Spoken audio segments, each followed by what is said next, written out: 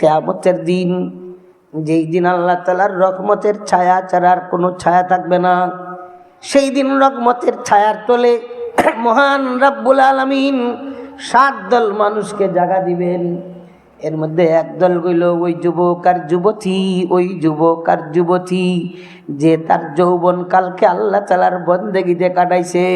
নবীজি ফরমান শাবাবাকা কাবলা হারামিকে, বার্ধক্য আসার আগে আগে যৌবনকালটারে সম্পদ মনে করো, কাজে লাগাও। অশিক্ষাতাকা কাবলা সুকমিকে, অসুস্থতা আসার আগে আগে সুস্থতাটারে সম্পদ মনে করো, গনিমত মনে করো, কাজে লাগাও। বা ফেরাগা কাবলা সুগলিক, ব্যস্ততা আসার আগে আগে অবসর সময়টারে সম্পদ মনে করো, গনিমত মনে করো, কাজে লাগাও। আমরা অবসর টাইমে গল্প গুজব করি, অবসর টাইমে মোবাইল চালাইয়ার সময় খাই, অথচ কোন সময় এমন ব্যস্ততা আসবে, একটা ফোন আসবে, এক ফোনে 3 দিনের জন্য ব্যস্ত করিয়া ফেলাইবে। না খানি হবে, না ঘুম হবে, না ঠিক মতো বন্দেগী করা যাবে। আল্লাহ নবী ফরমান অবসর টাইমটারে ব্যস্ততা আসার আগে আগে সম্পদ মনে করো আর কাজে লাগাও রে উম্মত।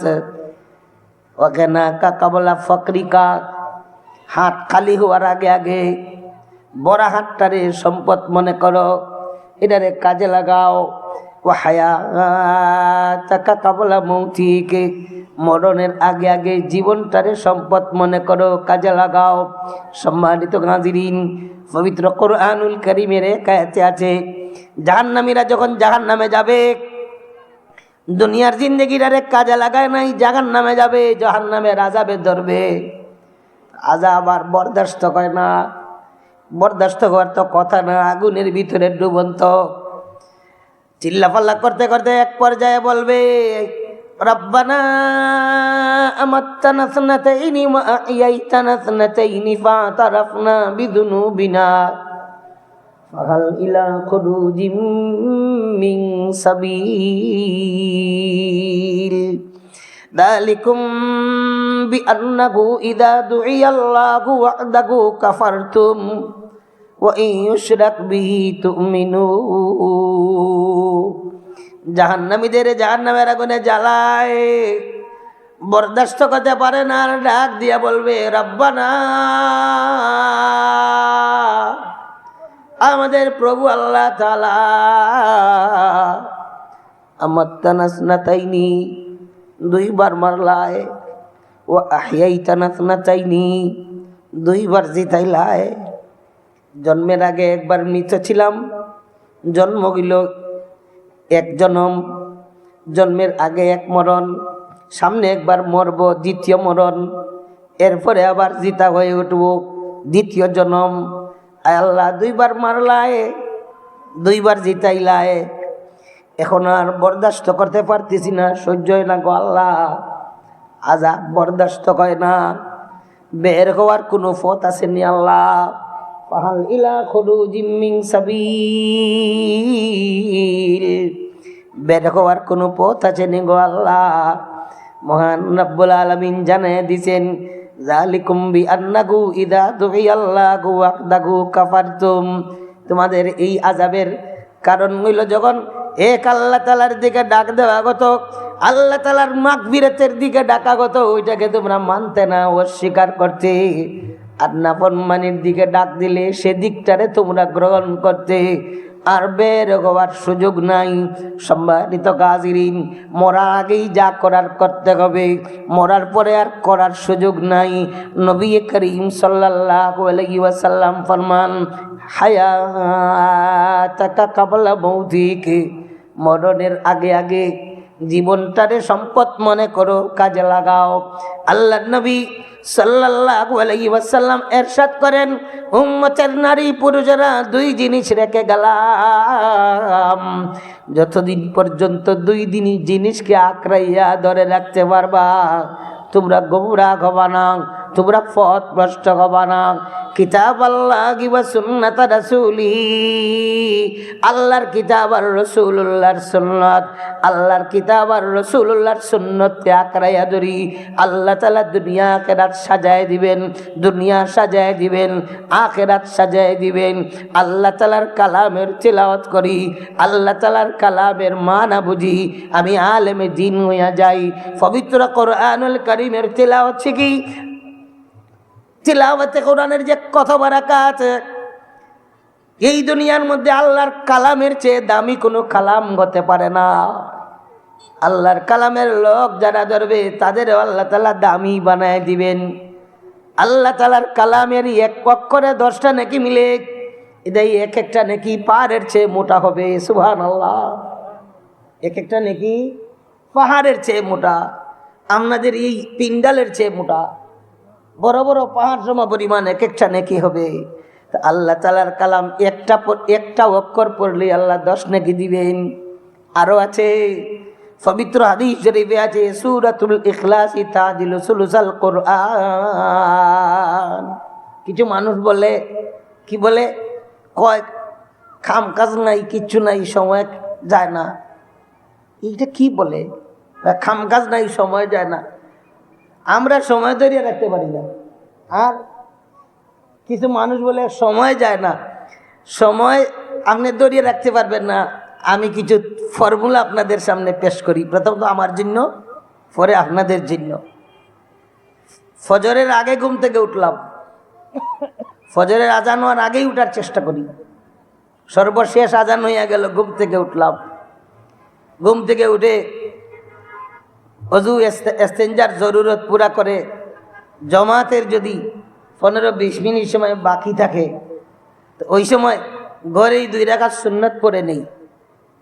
2 রাকাত সুন্নত পড়িয়া আর কিছু সময় লা ইলাহা ইল্লাল্লাহর জিকির পড়ি। লা ইলাহা ইল্লাল্লাহ, লা ইলাহা ইল্লাল্লাহ, দিল লাগাইয়া পড়ি একা একা। হাদিস শরীফে আছে, কালা সাইয়্যিদুনা রাসূলুল্লাহ সাল্লাল্লাহু আলাইহি ওয়াসাল্লাম, আফজালুয যিকরি লা ইলাহা ইল্লাল্লাহ, আও কামা কালা সাইয়্যিদুনা রাসূলুল্লাহ সাল্লাল্লাহু আলাইহি ওয়াসাল্লাম। সর্বোত্তম জিকির হইল লা ইলাহা ইল্লাল্লাহ। আপনি কি মনে করেন লা ইলাহা ইল্লাল্লাহ? লা ইলাহা ইল্লাল্লাহ তার অর্থ হইল আল্লাহ ছাড়া আর কোনো মাবুদ নাই।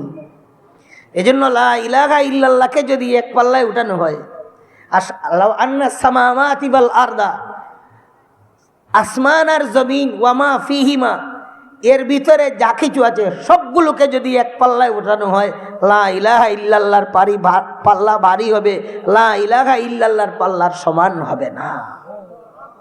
লা ইলাহা ইল্লাল্লাহর পাল্লাই ভারী হবে। লা ইলাহা ইল্লাল্লাহ কিছু সময় দিল লাগাইয়া লা ইলাহা ইল্লাল্লাহর জিকির করলে দিল নরম হয়।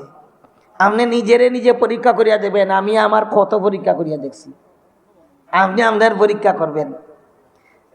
দোয়াতে হাত উঠাইছেন, কান্না আসে না, দিল নরম হয় না। আপনি ওই যে আগে মাধবপুর হুজুর বলছিলেন, খুশু আর খুজু আনতা আবুদাল্লাহা কাআন্নাকা তারাহু ফা ইল্লাম তাকুন তারাহু ফা ইন্নাহু ইয়ারাক। এমন ভাবে আল্লাহ তাআলার বন্দেগী করো যেন তুমি আল্লাহকে দেখো। আর যদি এমন চক্ষু বানাইতে পারো না, আল্লাহ তাআলাকে দেখো না, ইয়াকিন করো তুমি আল্লাহকে না দেখলো আল্লাহ মহান তোমাকে দেখছেন। আমার নাক, আমার মুখ, আমার চোখ, আমার কান, আমার শরীর, আমার যত কাছে আমার আল্লাহ এর চেয়ে আরো বেশি কাছে। এই কথা ইয়াকিন করে কিছু সময় পড়ি লা ইলাহা ইল্লাল্লাহ, লা ইলাহা ইল্লাল্লাহ, কিছু জিকির করলেন। এরপরে এটা দোয়া করেন, হাত উঠাইয়া বিনয়ের সাথে দোয়া করেন। দোয়া করিয়া, দোয়া শেষ করিয়া ফজরের জামাতে পুরুষরা চলে গেলেন। ঘরে যারা জাগনা গমু আছে এরারে ডাকে ডুকে তুললেন। ফজরের নামাজ পড়িয়া সময় যায় না, দেখেন না সময় কেমনে, দরিয়া রাখা যায় না। ফজরের নামাজ পড়িয়া বইয়া বইয়া তসবিহ পড়েন। হাদিস শরীফে আছে আফজালুল কালামে আরবাউন, বুখারী শরীফের রিওয়ায়াত, আফজালুল কালামি আরবাউন সুবহানাল্লাহি ওয়াল হামদুলিল্লাহি ওয়ালা ইলাহা ইল্লাল্লাহু আল্লাহু আকবার। চারটা কথা সর্বোত্তম কথা, সুবহানাল্লাহি ওয়াল হামদুলিল্লাহি ওয়ালা ইলাহা ইল্লাল্লাহু আল্লাহু আকবার।